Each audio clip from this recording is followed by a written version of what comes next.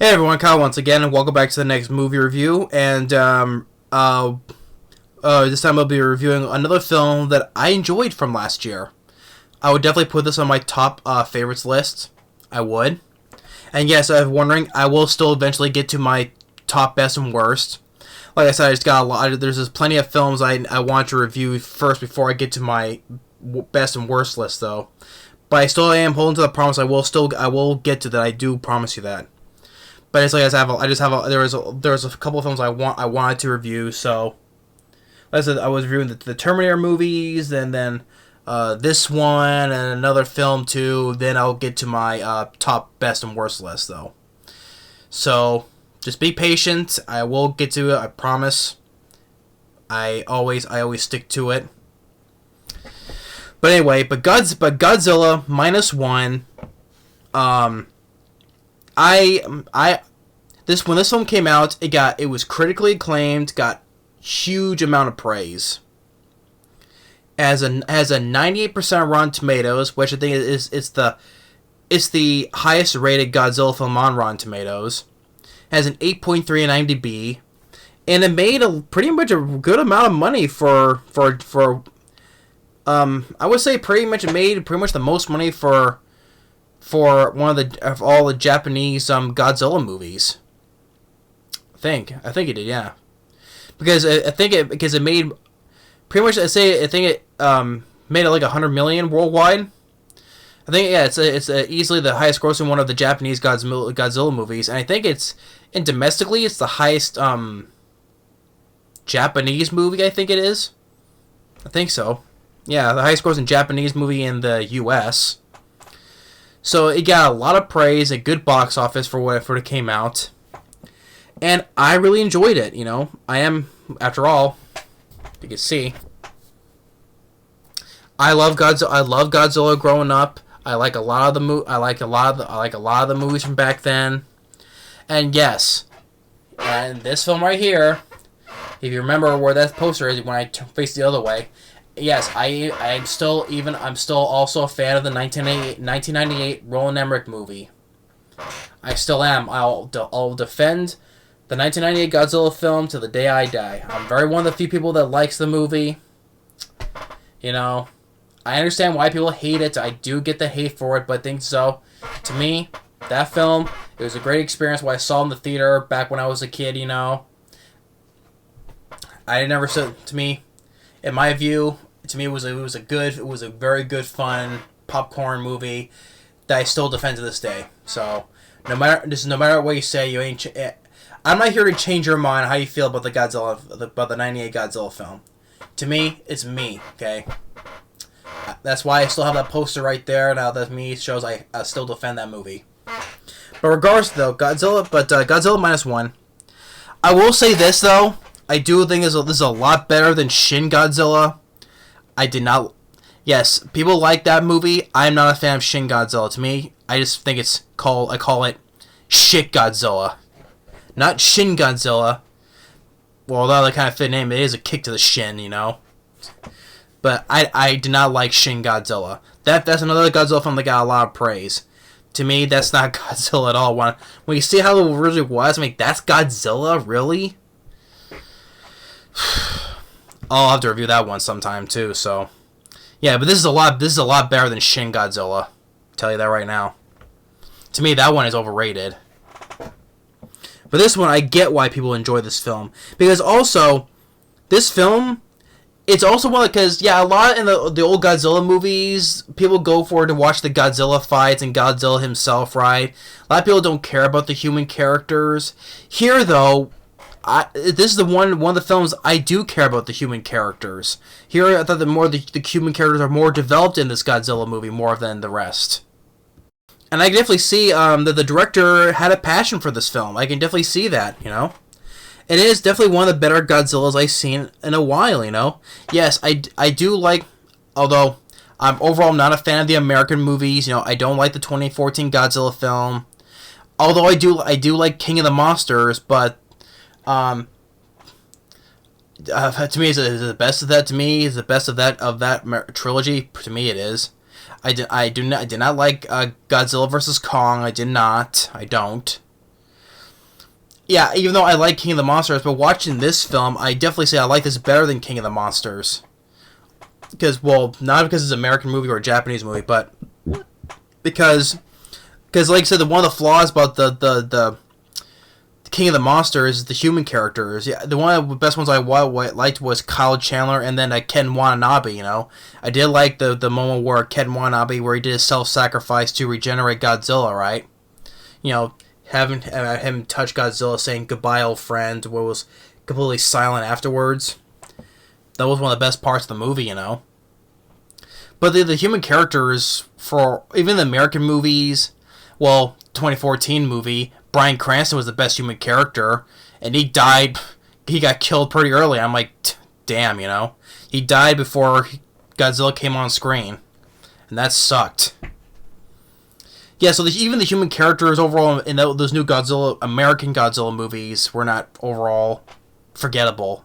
Here, I liked the characters. I liked the lead guy, you know. I felt sorry for the guy. And that's why I mentioned about the director had a passion for this film. I could definitely see it on the screen. I thought it was well directed by Takashi Yamazaki. I thought he did a really good job with this movie. And the lead guy, Ryunosuke Kamiki, I thought he did a good job as well as the lead.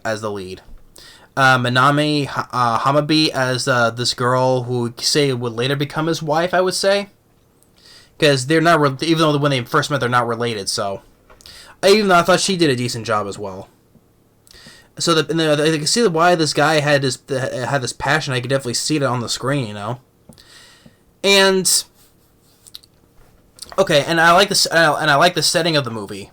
It takes place just before in the closing of World War II. It was almost the end of World War II, 1945, and our guy Kiyoshi. That's the lead guy's name, Kiyoshi, the character. He was a kamikaze pilot.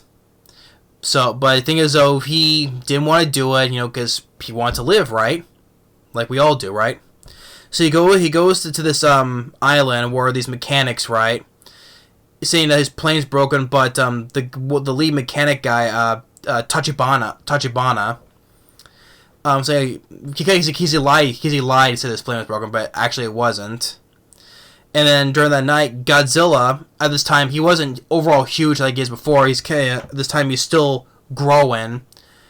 So he is kind of like, he's not huge as he is right now, though, but he was kind of a little bit, he's big, but he wasn't more huge than he was before, afterwards. But he still gets to the island. Everybody runs and hides. Even the tech guy asks Kyoshi to get on his plane and shoot it, right? Well, first of all, we all know that even with that gun, wouldn't do no good against Godzilla, right? But the guy, he still freezes up. He doesn't fire, and then the other guys from over there, they panic, they shoot, they fire. They all get basically blown and crushed, except for the lead mechanic guy. When it's all over, he blames Kyoshi for being a coward, you know. Which I understand that he was scared, though. He was. But even though, like I said, even though he did fire, the gun wouldn't have done anything anyway. And so afterwards, after that, he comes home, where he finds that his parents were killed because the bombs when the Americans bombed Tokyo, right? So since then he has survivor's guilt. With the survivor's guilt, I felt sorry for the guy, you know. I do. It made me feel for the guy, and that's where he meets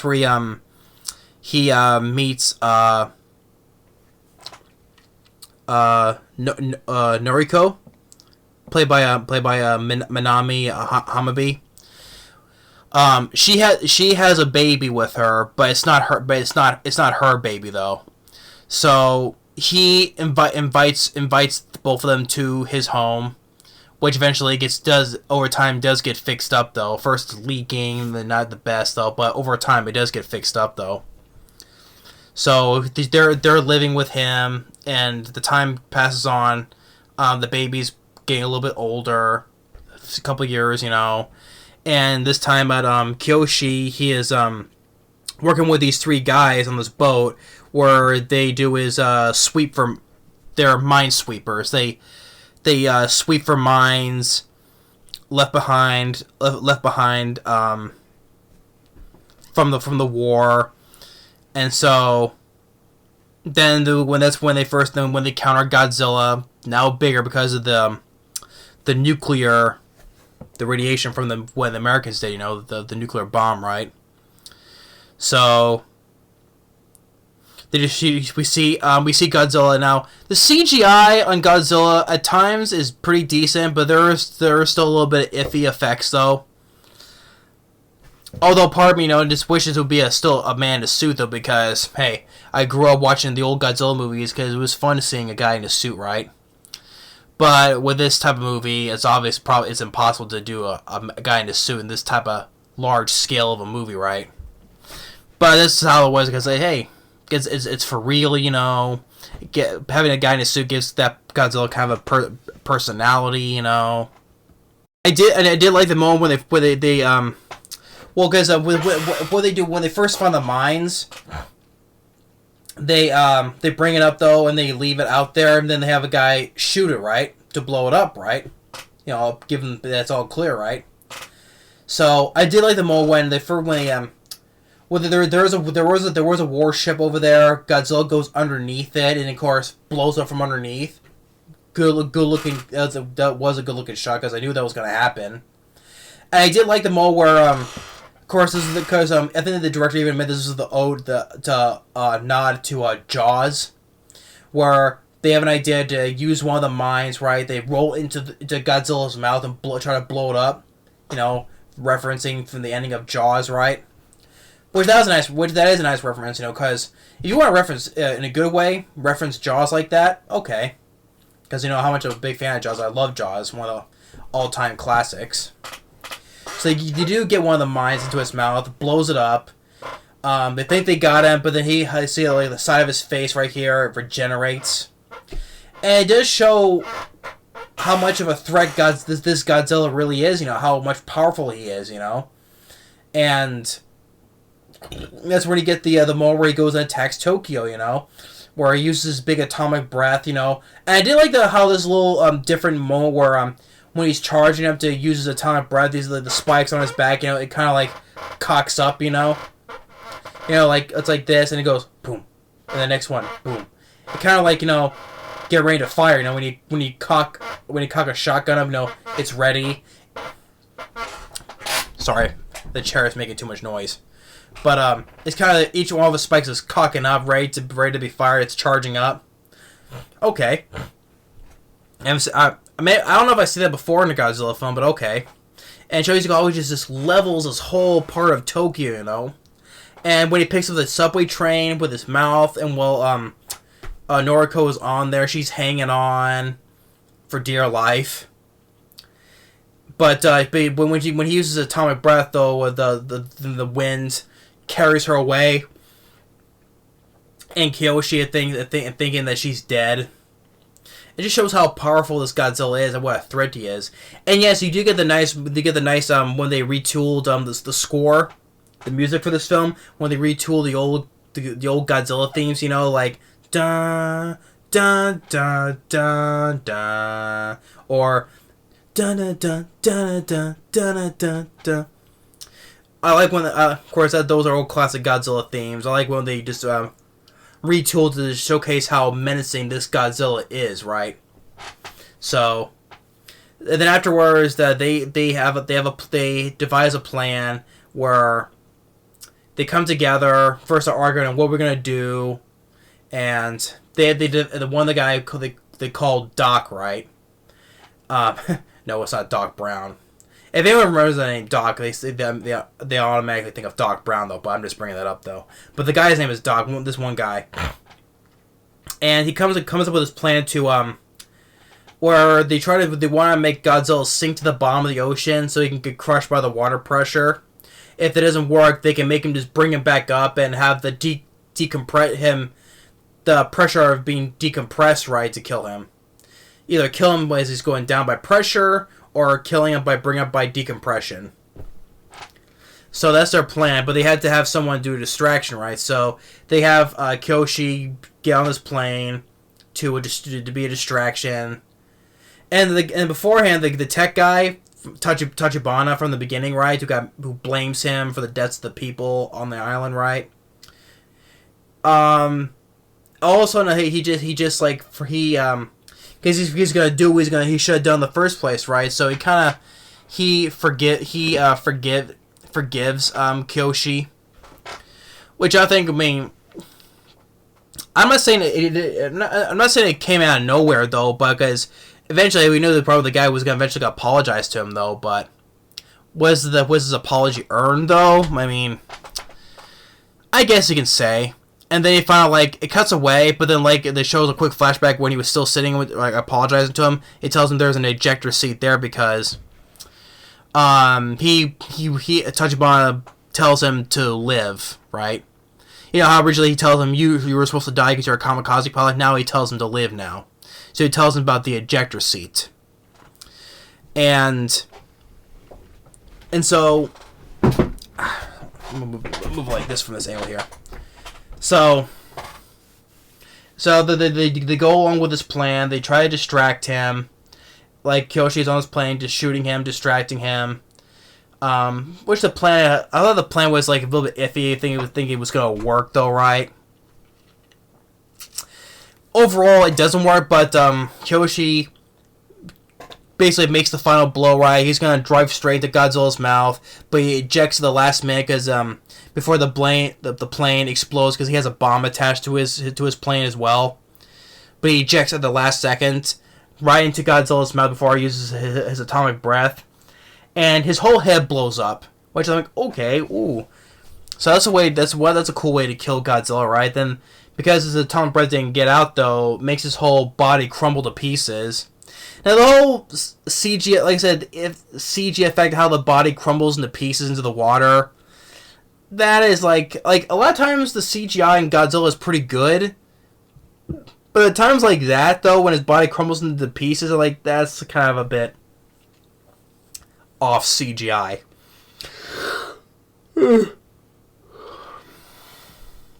This bit, that was the CGI on that part was off. It was.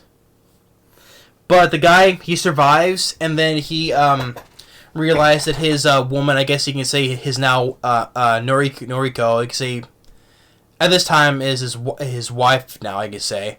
She's alive in the hospital. They bring now, like say now their daughter can see him now, can see her now, and she says to Kyoshi what she said before is like is your war. Well, now she says, is your war over? And he says yes. Because she mentioned that to him before, you have a war still going on, right? Is your war still going on? Now she goes and says, is it ended now? And he says yes. So they hug. And one thing, I guess people, I don't know if people saw it or they blinked and missed it though. Because as they're hugging, then the camera points up on this side of her neck here, right? Like this side of her neck, and it shows like it's like about, I don't know if it's a cut though. And then it's like maybe she gets looks like she's infected with this black thing, you know. Maybe because when she got blown back, you know. But there's this part of the spot on her neck is like infected or something.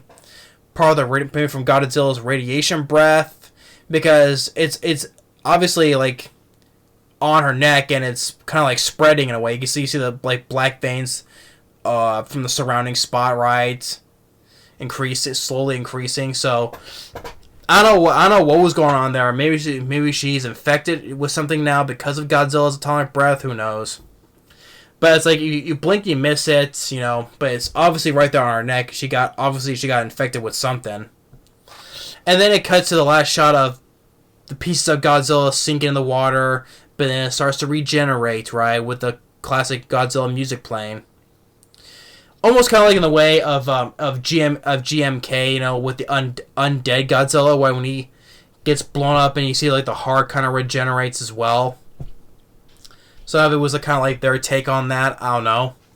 But obviously it was kind of like on the nose. I mean, obviously he's going to come back as that's going to start regenerating. So, but I don't know. With this kind of movie, maybe it should have ended with him just being dead for real, though.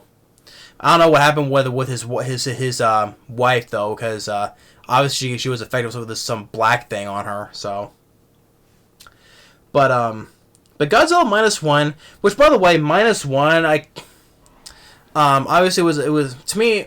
Although someone in a comment did explain me what -1 meant though, but okay, I do appreciate explaining that what -1 is though, but I'm like still I would say Godzilla -1. Well, I guess I also say it is I will still say it is a silly title though, but okay, the guy who left in the comments saying explain what it is, though, okay, it makes sense though, but to me -1 I still think it's a bit of a silly title still, regardless though. But regardless of though, I enjoyed this film. To me, it's one of the better Godzilla films I've seen in a while. I would definitely put this on my top 10 list of favorite of 2023, given how shitty the year was. You know, to me 2023 was one of the worst years I've seen. Because I have more movies that I disliked more than films I liked last year. So, but Godzilla -1, despite that title though. But I thought the director Takashi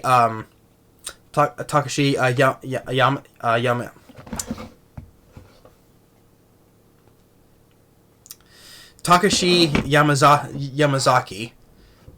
I thought he did a really good job of directing this movie. I think I can see why he was so passionate about this movie. I can see it on the screen. The large scale of this film, I definitely because these Godzilla films are never that big budget. These type of Godzilla movies were never that big budget movies, even from back then, right? But it looks like on this big, like the wide shots looks like a big grand scale. With them on the boat trying to shoot Godzilla with the mines. Godzilla's going towards them, which was cool. We're using the nod to Jaws as well. That was cool. Or this big scale of Godzilla when he's in Tokyo, just using his atomic breath, just mowing down the entire city. Or he's pick up the subway with the Noriko still inside of it, and it was really good, Like I said, the CGI on Godzilla was overall pretty good though, but at times it was off on him though. Especially when his rest of his body crumbled to pieces at the end there. That CGI looked pretty off to me. So it's like CGI is decent and it's off. It's going back and forth, off and on CGI though. But the characters I liked, especially for the two main leads. And I liked the other human characters as well, like the three guys who are on the boat with him, or the technician guy who appears towards the end to forgive him though, Tachibana. But the other guys that were more on the boat, I did kind of like, To probably say better or best of human characters I've seen in pretty much any Godzilla movie I've seen. But yeah, I can see why a lot of people like this movie, especially me being a fan of Godzilla growing up, I enjoyed this film. I really do, I definitely put this on my top 10 list, and like I said, I like this a lot better than Shin Godzilla. Definitely, I would say that. So yeah, but I think on the ending, I think they just could have left it out without the pieces of him regenerating though. Could have left the fact that he's dead, being like its own movie, not leaving a sequel bait ending, Excuse me. Sorry, but I really did enjoy the movie though, and I did like so the retooling of the classic Godzilla themes, like I said before. And the film was like a bit over 2 hours long, like minus end credits, about 2 hours. I never thought it was boring. It wasn't. It was never that boring. But yeah, so so Godzilla -1, I enjoyed it. I would definitely give this a thumbs up. I really do. I commend all the stuff like I said, and I really enjoyed it.